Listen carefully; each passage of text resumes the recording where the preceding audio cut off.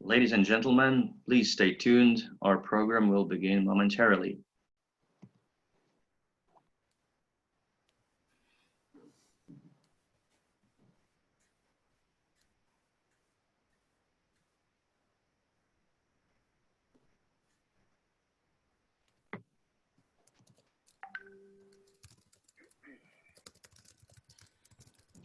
Welcome to AJC Europe Connects. My name is Sebastian Rejak, and I'm the acting director of AJC Central Europe. This webinar is live streamed on Facebook accounts of the AJC Transatlantic Institute and the Civic Resilience Initiative, and also on the Twitter account of AJC Central Europe. Today, you are going to attend our second webinar in the series titled Media Literacy 101. The topic of today's webinar is Ways to Fight Disinformation, Open Source Tools and Methods. We've been all recently focusing on the challenge of disinformation. The problem, of course, didn't start with the coronavirus, but because of the pandemic, it has become more acute and omnipresent. Central Europe has been particularly affected by what might be called a stream of fake news and propaganda. That has a lot to do with its not so remote history and difficult neighborhood. It seems Central Europe's unique experience in dealing with disinformation is an asset that can be shared with others. That is why we have invited Lukas Andriukaitis, who is Associate Director at the Atlantic Council's Digital Forensic Research Lab, to lead today's webinar. American Jewish Committee, or AJC, is a nonpartisan advocacy organization. It has been at the forefront of the defense of democracies around the globe. AJC Central Europe office opened in 2017 and serves 7 countries: the Czech Republic, Estonia, Hungary, Latvia, Lithuania, Poland, and Slovakia. We are privileged to be organizing this webinar in partnership with the Civic Resilience Initiative, a Lithuanian NGO based in Vilnius. Its director, Tomas Kazulenas, is with us today, and he will introduce himself in a second. I want to kindly inform all of you attending this webinar that you can ask questions using the Q&A button or by sending questions on Facebook. We will have 15 to 20-minute sections, after which your questions will be read out. If there are any pressing issues you have not fully understood what the speaker is talking about, you can also ask questions during the presentation, and in some cases we may read the questions before the section is over. Thomas, please, the floor is yours.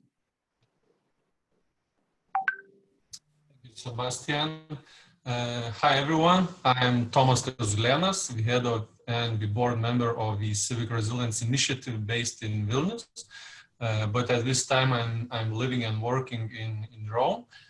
Just before the quarantine, I had an opportunity to visit Israel and participate in AJC interchange program and meet with Sebastian and Barnabas. And this seminar is an idea that was born out of a conversation between us. So thank you so much for making this webinar possible. So I really appreciate our cooperation with AJC Central Europe office and hope to continue it in near future. Very briefly, Civic Resilience Initiative is focusing on security, media literacy, and disinformation. No doubt that Lithuania is one of the leading countries in Europe for encountering disinformation, fake news, and information operations. Therefore, the main idea of this seminar is to share our exceptional experience in encountering disinformation and teach you open source methods and tools. The most of the tools and methods and principles on how to check information are publicly available and easy to use. And today's our speaker, Lukas, will show us and explain. So, and I would like to introduce you to my colleague, Lukas Andriukaitis. He's Associate Director and Digital Forensic Researcher at Atlantic Council, and now he's currently based in Brussels. So have a good seminar and looking forward to seeing you in the next our initiatives. Lukas, please. All right, thank you. Thank you for the introduction. Let me just share my slides very quickly. I'm very excited to be part of the seminar. In the DFRLab, we think that education on media literacy is one of the core things that we should do, and I'm always very excited to speak with the public about it. So please, if you have any questions, feel free to jump in. And without further ado, let's begin. So I'm Lukas Andriukaitis. I'm an associate director here at the DFRLab. Before we start, let me tell you a few things about how we run things, because that should make a little more sense. Why am I speaking about all of this that I'm going to present? When I started the DFRLab, I was a researcher, and I still do research. My main focuses were Syria, Russia, and Ukraine, both from the security side and both from disinformation side. So a lot of the examples I'm going to show you today will concern these regions. DFRLab is quite unique when we're talking about different NGOs and different think tanks around the world. And the main thing is that we're spanned out globally. As all these little stars you can see are our offices around the globe, and we're very happy to say that we have permanent presence in 5 different continents. Most of our offices are based in Europe, and I'm currently based here in Brussels. And by having this wide geographical span, we're able to monitor disinformation globally. And why is this important? Because we think that we live in a very strange time where so much information is surrounding currently us that we are in no position other than to check everything that is coming at us. And the problem is that a part of this information that is surrounding us is being used for malign reasons, and it poses some challenges. And in DFRLab, we think that open source is a very good method to battle this information. And I wanted to show you a few examples how we used it, and at the very end show you how you can do some of the open source research or checks yourself. In DFRLab, we have the motto to identify, expose, and explain disinformation in real time, exactly by using these methods. And you might ask, what is open source data if you haven't worked with it before? Different organizations might provide you with slightly different answers, but the way I like to describe it is that it's everything from tweets, satellite imagery, Facebook photos, basically everything that you can get out of Google without breaking the law, and without doing something illegal is open source. So basically the information is available for everyone publicly and ideally free of charge. There are quite a few advantages of this data. It's highly accessible. Anyone who has a phone or a computer or even a smartwatch and has connection to the internet can access the same information. Anyone who follows along the analysis steps the way we do it can do exactly the same research. And this is nice because in many ways open source research becomes like science experiments. If you follow the steps correctly, you'll always get the same result. So it's factual, and it's not it's not opinion based. Also, information is not classified.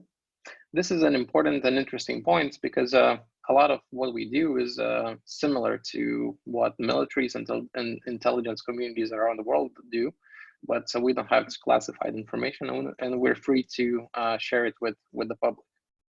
And with simple training, everyone can do it. I'll give you a few examples and a few tools to use yourself, and I hope by the end you'll see that it's actually very easy. There are tons of different ways to use open source, and we have a team of 25 researchers around the globe, and they're picking and choosing how to use these tools for different purposes, for different focuses. But today I would like to give you a few examples as broad as possible. So the first one comes from our research that is concerning democracy. And the way we see it in DFRLab is that it's possible to take all of our research and put into these three main sort of research groups or research criteria that we focus on. And the first one is democracy. And how we look at this kind of research and what we try to achieve here is that we believe in free and fair elections, and we try to do our best to help them stay this way.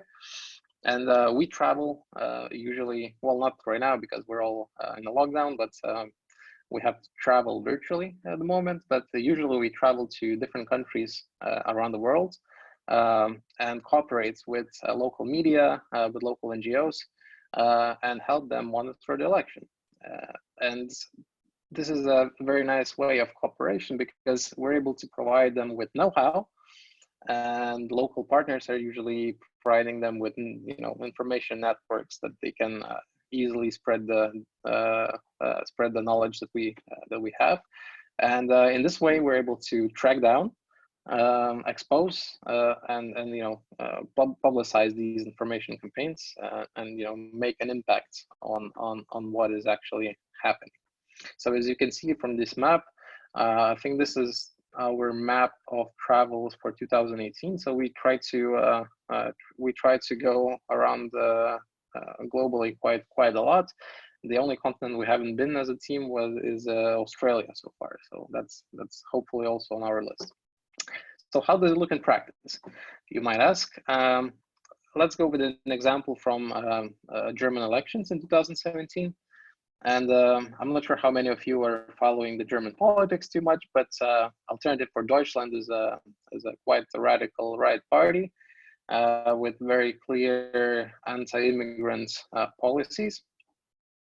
And I'm not going to get political here, but during the elections, we were tracking them as potential group who might use some unorthodox methods of communication, and we were quite right.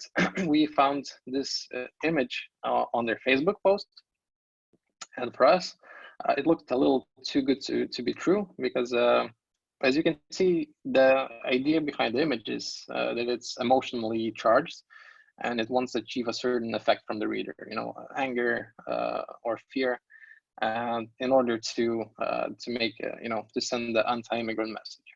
Well, for us, it looked too good because if you would look at the girl in the front, she looks a bit like in a spotlight, as if there's a spotlight shining on her, and we wanted to check if the image is unaltered. And to do that, we used a reverse image search that I'm going to talk about at the very end a little more. But in this way, we were able to find the original image that was used. And as you can see, it was taken from events that happened in Egypt, which don't have a whole lot to do with German elections. And the background fits perfectly. We were able to find the exact frame which they used for the background. But this still does not answer who's the girl in the front, right? So by cutting only her face out and using the same reverse image search technique, we were able to find the girl as well. And the interesting part that the girl comes from this magazine, which I also think has not a whole lot to do with the German elections. So at the end, what we saw is that they cross-stitched two completely unrelated images to send an emotionally charged message, which was exposed. And at that time, when it was exposed, they had to take it down and publicly apologize. So before going further, I would like to make my first little stop, if you have any questions at this moment.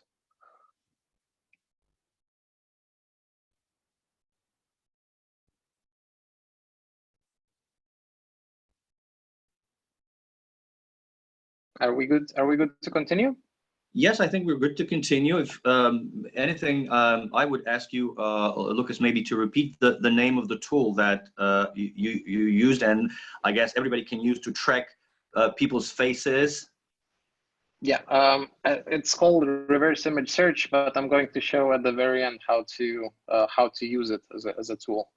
I'm going to go a little more in depth, so let's wait till the end for that. Okay, and there is okay. Right now we have a question. It's about AFD.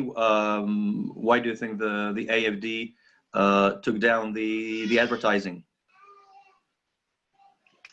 Because I think once exposed, they knew that it doesn't look good for them, and I think it was just to save face, to take it down was easier rather than to keep it. Yeah, that's the only question for now. Thank you, Lukas. All right, perfect.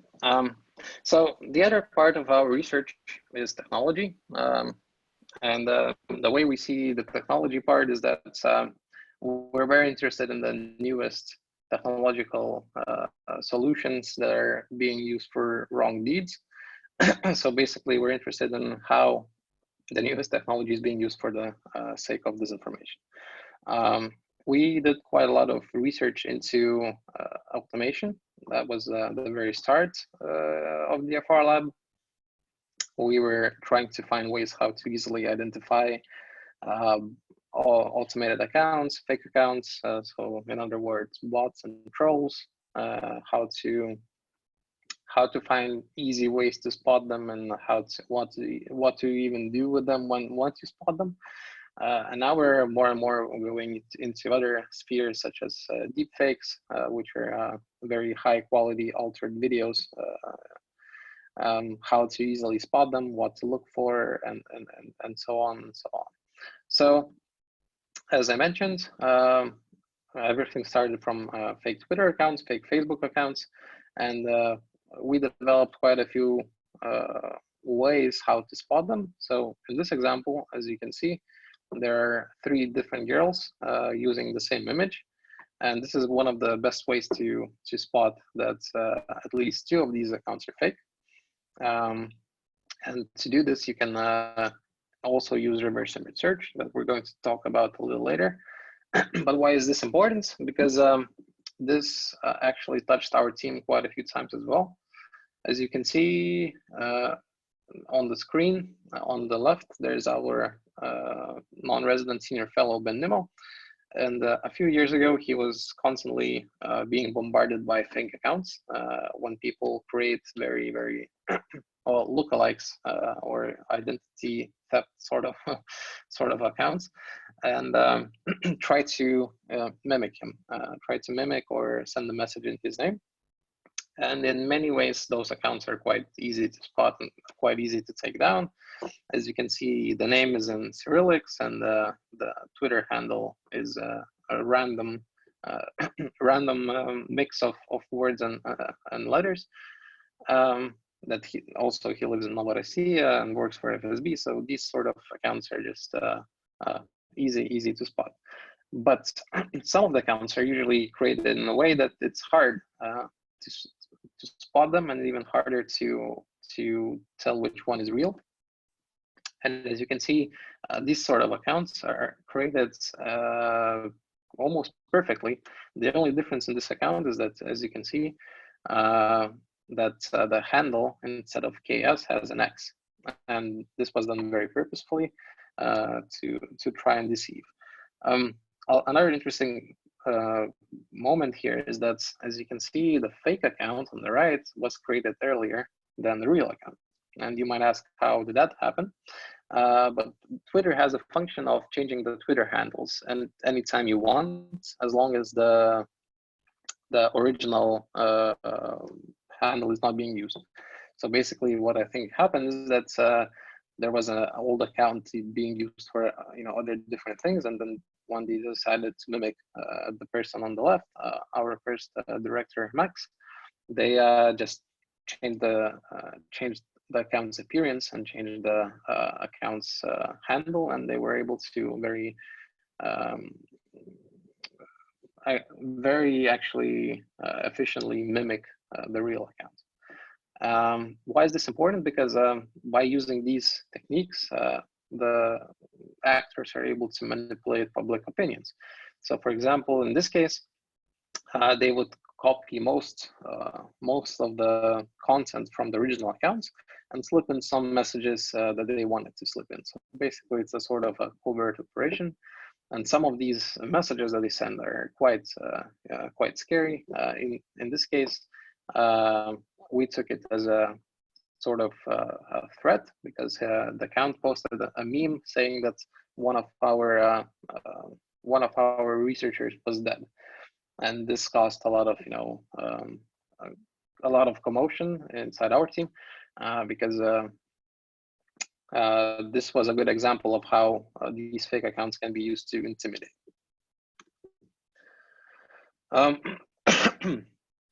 But we also look into information operations as a thing, and in my own experience, I've been working mostly with Russian pro-Kremlin disinformation.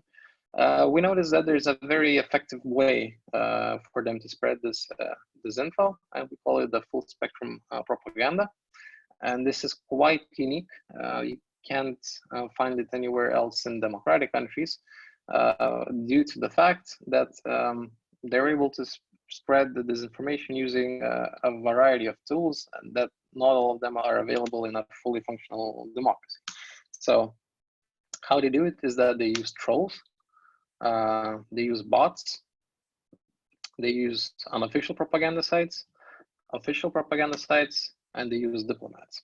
And this is the important and most interesting part, is because they're able to use the government's resources to spread disinformation, which is not possible elsewhere. So this story comes from 2017, right after the elections that happened in United States with Russian interference. And it took a little bit for the American society to figure out what is happening and to provide a response. And one of the response was that a number of NGOs tried to look for ways how to educate the society of what actually happened. And a lot of famous people joined this actually very, very meaningful work. And one of those people was Morgan Freeman, and he released this kind of video, which let's see a few seconds of it. Whoop.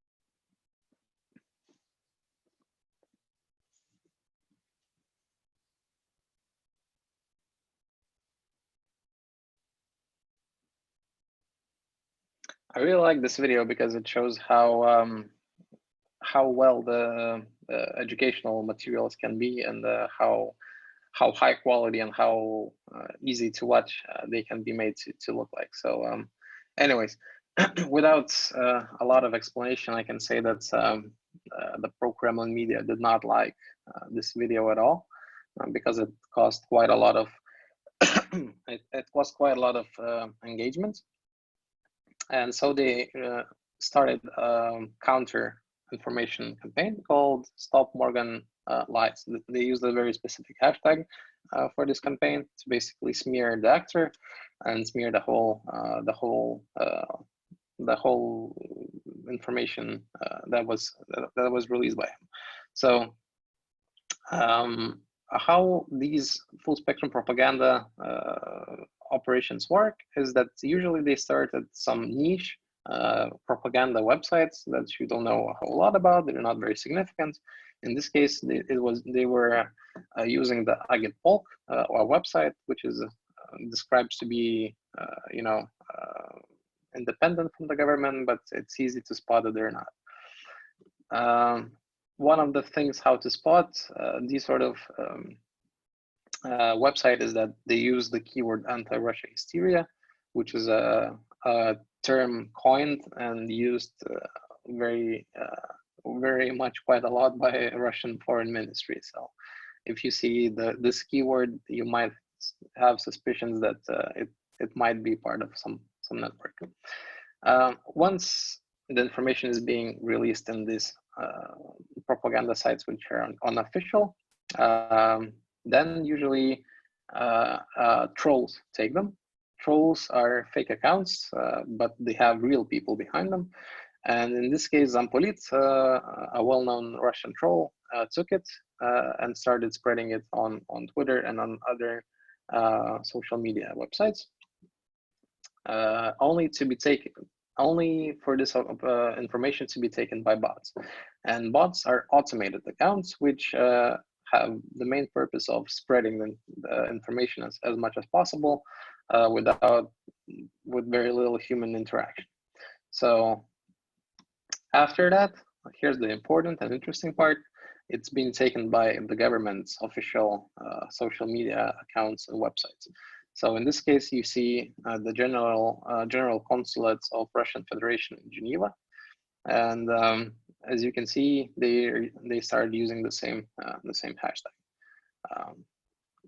Some of these accounts even started making memes, which was quite interesting, and they tried to further smear the actor, showing that he's smoking weed and other things.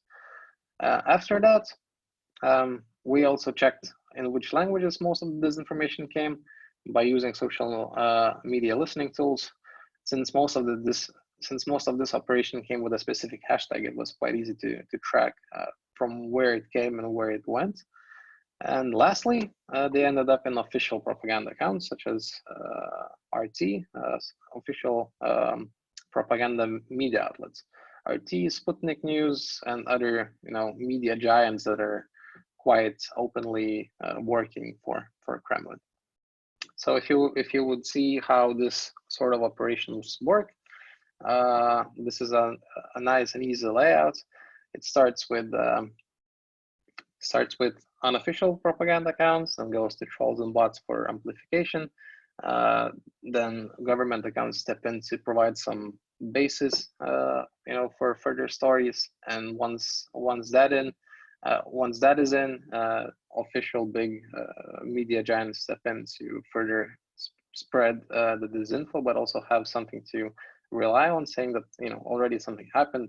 Media official Russian government media posted about it, and so on and so on. So I will make another short stop here for questions, and then we can start covering security part of it. Okay, thank you, Lukas. We have a few questions.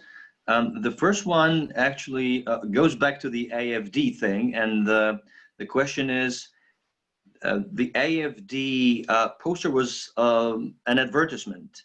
How do you differentiate between just an advertisement and disinformation or misinformation?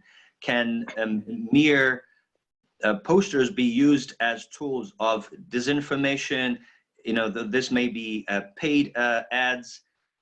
Is there any border? Can you say that one is never the other, or can a mere advert very well be used as a tool of disinformation?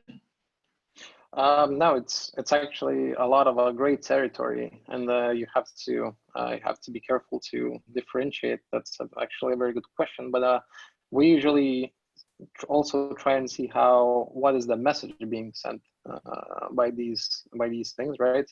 And in this case, it was borderline hate speech. Well, not fully, but they were trying to use these sort of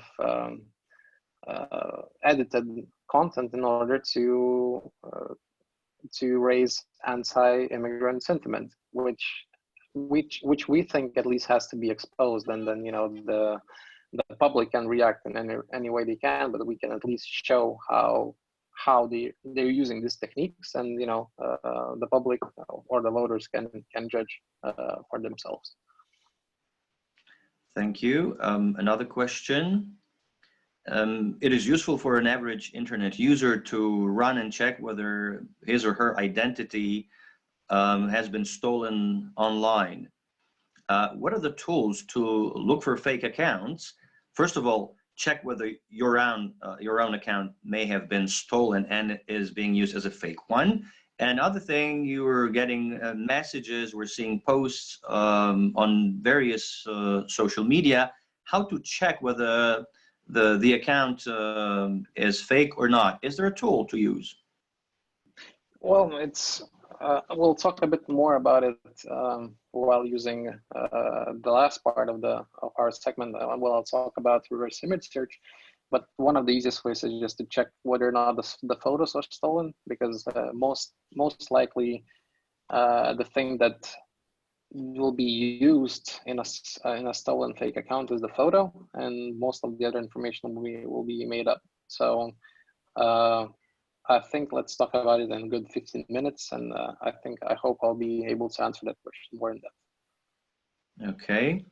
And one more question, going back to the Morgan Freeman video. The question is simply, so the original video was a video made with Morgan Freeman as an actor, and that was a true video, not something that an entity has produced that was later hacked. So what you showed us at the beginning was a true video that Morgan Freeman has agreed to participate in producing it. Is that correct? Yes, that's correct. It was made by one of the, I think, NGOs in the United States, with the idea to tell the public what actually happened, using famous people to get more traction for it. So yeah, that's correct. Okay, I think this is it for now with the questions. Perfect. So you can continue, Lukas.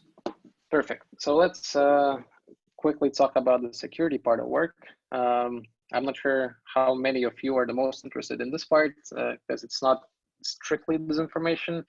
It's more open source intelligence, but this is my bread and butter. And as a former military person, I'm very much interested in the security topic. And how we assess security situations around the globe and how we look into it is quite interesting as well, because we use open source tools to look through the fog of war. So basically, we're able to investigate different conflicts and try and explain what is actually happening, providing facts, facts that are checked by us, and that once we find something, anyone else is free to go through the same steps and do exactly the same. So as I mentioned, I worked a lot on the Syria case, on Ukraine, but we also look into Libya, Venezuela, and other places around the globe. And to do that, we use one tool amongst many, but this is one of my favorite ones. It's called geolocation. And it is a way to identify where an object in the photo was taken, in which location. And this proves to be very, very useful. So for example, we worked on private military companies in Syria, and one of them was Legacy, run by Russia, and we wanted to investigate whether or not some of the photos are actually real, and how does it work in practice. So for example, you find a tweet, and in the tweet you find four photos, right? And in order to understand where they are, what they're doing, and whether or not it actually happened, you have to find where they are. And in practice, it looks like this. We look for this information on publicly available satellite imagery, and I try to identify by the details in the background where it is.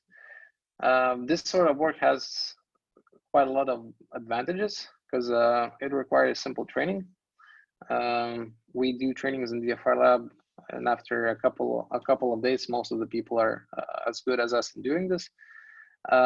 If you're using a variety of satellite imagery providers, you can basically investigate locations day by day, because some of the providers give you imagery day by day, and you can cross match and compare what is happening there.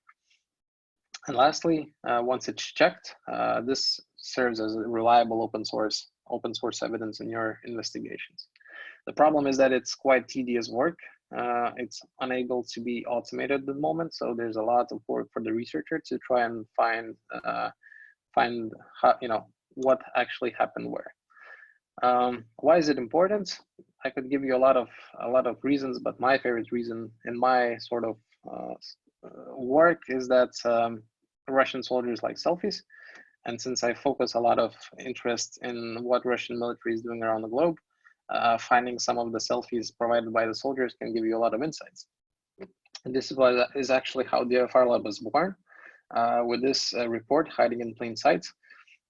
If you're interested in the Ukrainian conflict, you should actually read it. It's a really nice piece of work. I haven't been part of DFRLab yet when this was released, but the idea behind it is that DFRLab wanted to check and prove that Russian soldiers are involved in Ukraine at that time, mostly because the president of Russian Federation was denying Russian involvement at the time. So we used open source evidence by using these publicly available data. We were able to track different Russian soldier accounts, and using geolocation and other tools to prove that they were actually operating in Ukrainian territory with full Russian uniforms, with Russian equipment, and so on and so on. In some cases, we were even able to find their whole journey from Russia to Ukraine. So if you haven't watched a video called Selfie Soldiers, I recommend finding it on YouTube. But basically in that research, together with Vice News, we were able to show how this guy, Bata Dambayev, managed to come from central Russia to Ukraine and just track all of his journey. And the journalist even went to the same places and took identical pictures at the same locations just to prove that he was actually there. So it's a very fascinating piece of work. And if you haven't seen it, it's called Selfie Soldiers, and it's available on YouTube. And another example which I found comes from Syria from 2017. On November 26th, there were news that 53 civilians were killed in the southern part of Syria.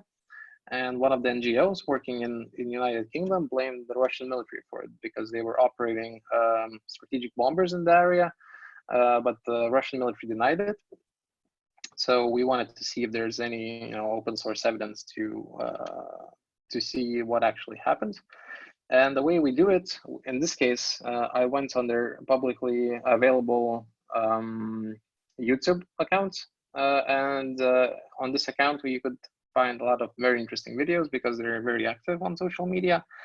But I noticed that there are videos of strategic bombers being operated somewhere in Syria. And I took a closer look and found that there are 4 videos that were uploaded roughly at the same time. So you can't see a whole lot from the video because they're quite short. But one of the interesting things that you can do is that you can try and geolocate them by using the river in the background. So no river has two identical river bends, and if you compare what you see from the video with satellite imagery, you can get a pretty good idea where those planes were flying. And we did exactly that with all the videos that we could find. And at the end of the day, we had a pretty good operational map. As you can see here, we knew roughly on which day they were flying where and where the bombs were dropped. But the most interesting part of this whole story is that one of the videos on the left that was posted on November 26th had a certain glitch in the video. And usually videos don't do that. So one of the ways we wanted to analyze it, we slow motioned it and basically looked at it frame by frame to see what is causing that glitch. And as you can see, the glitch is being made by a certain frame that was left behind. And my hypothesis here is that once the video was given to the editors did a pretty sloppy job and just cut the video at the wrong place and left the frame which maybe they didn't want to leave behind.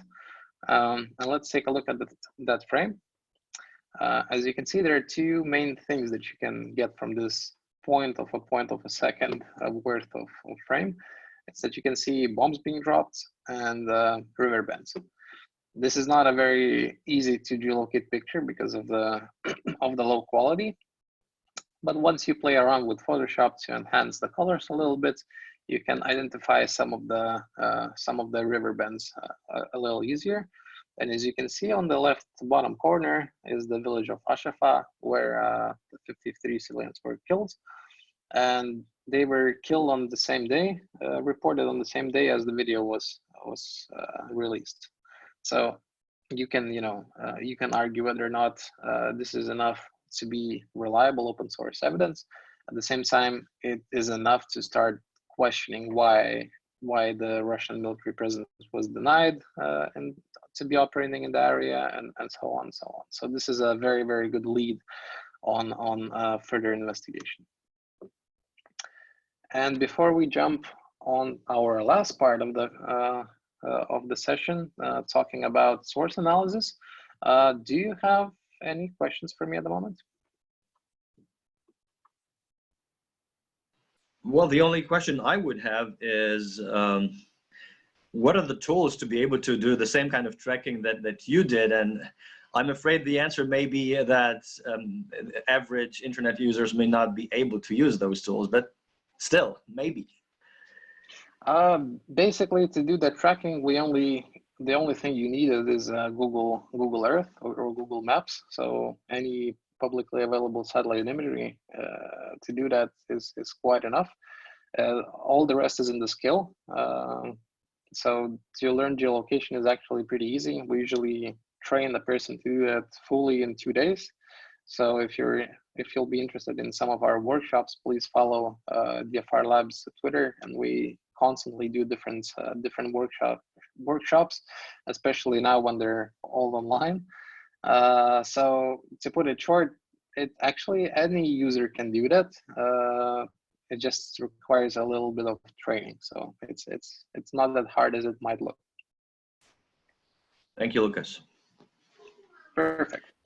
So I guess let's start with the last part of our session, and let's talk about a few tools that anyone can use after this presentation of mine.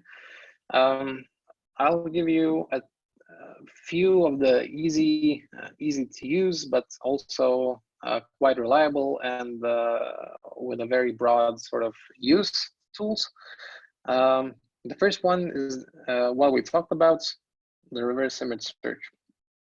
So if you haven't heard about it, this is a very easy way to use the search engine, whether it will be Google or Yandex or Bing or whatever you're using, to search for images, but it's using the search engine, but instead of using words, you're using images. So instead of saying a cat, you're putting an image of a cat for the search engine to find. And what this allows to do, these search engines finds identical or very, very, very similar images around which were already posted.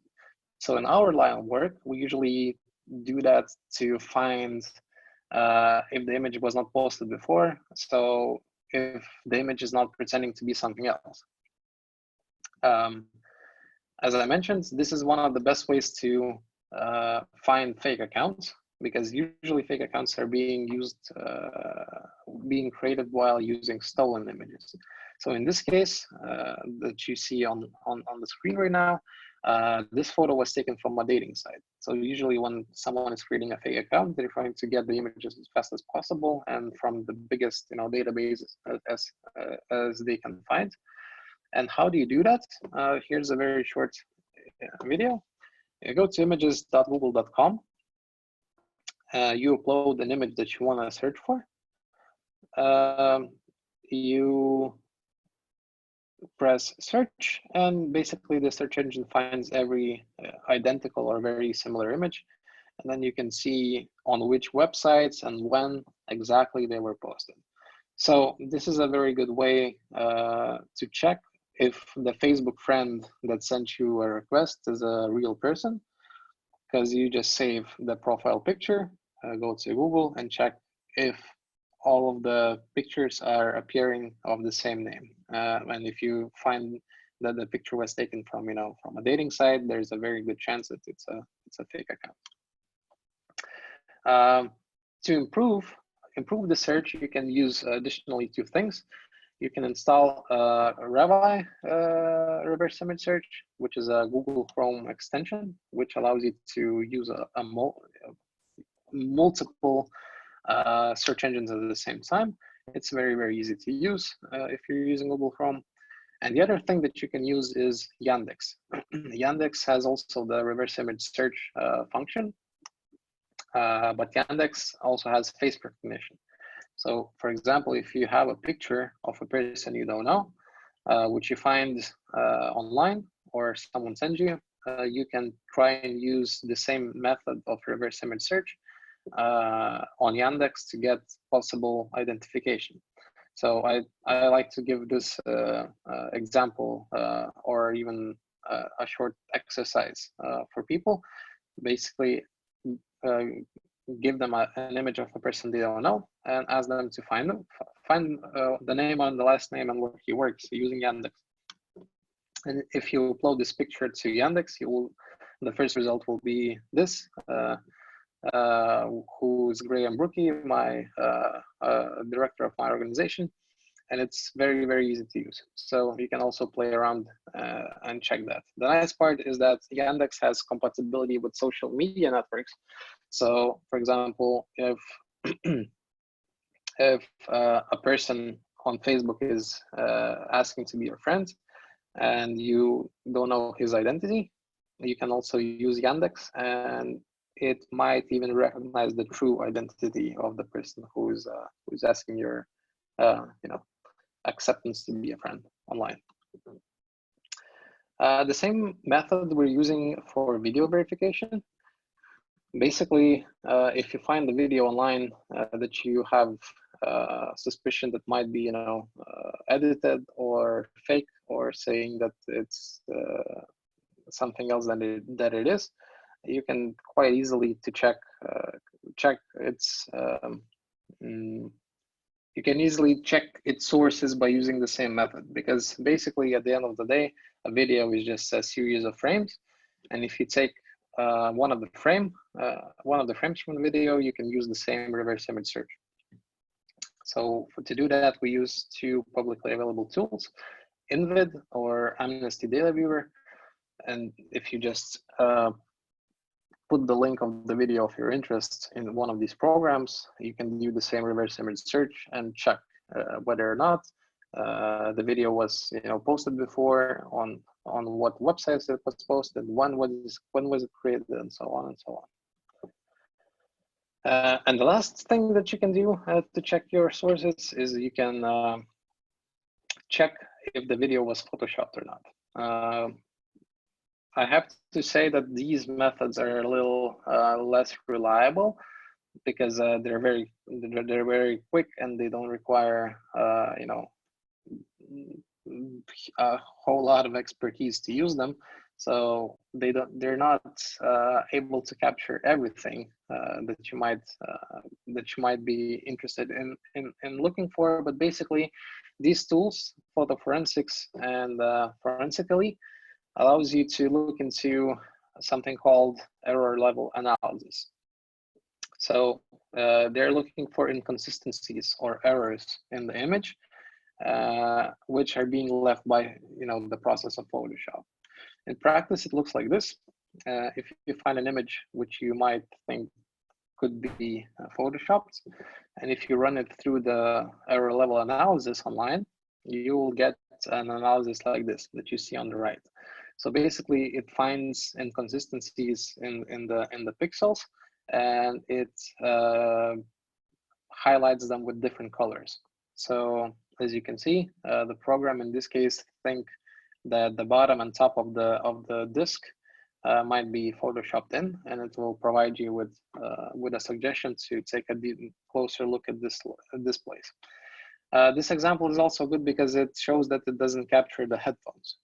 So as you can see, not every single Photoshop can be detected, but in my experience, I managed to find quite a lot of fakes by using this very simple method because it takes you a couple of minutes to check. And actual photo forensics is quite a long process, and the specialists that are involved have to go through a lot of training.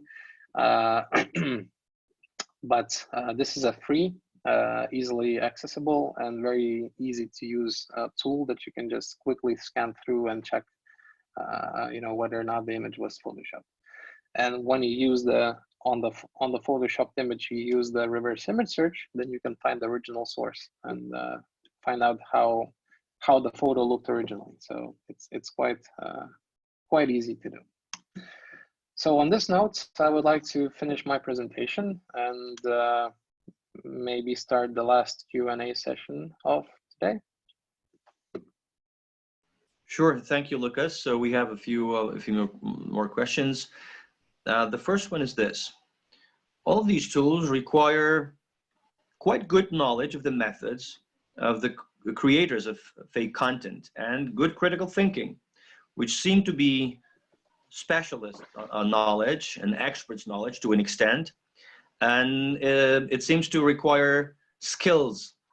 This is hard to put to scale. How do organizations like yours see the problem of scaling the use of these tools to the general public? Well, it's a good question. I think one of the things that we try the most in our organization is to spark critical thinking, and to some extent to spark some distrust in the information the people are seeing.